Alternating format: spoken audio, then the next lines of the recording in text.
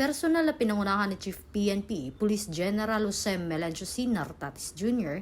ang monitoring sa epekto ng malakas na southwest monsoon o habagat ngayong Agosto 10 taong kasalukuyan sa PNP Command Center sa Camp Crame, Quezon City.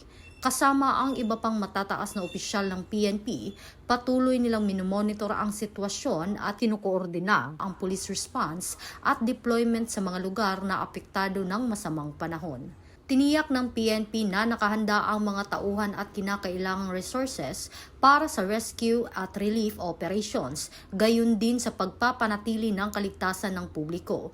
Bahagi ito ng paninindigan ng PNP na maghatid ng bagong PNP para sa bagong Pilipinas, serbisyong mabilis, tapat at nararamdaman. Mula dito sa Campo Crame, ako ang inyong PNN correspondent, Patrolwoman Resalie Umalay, nagbabalita para sa Police News Network, alagad ng batas, tagataguyod ng Balitang Pulis.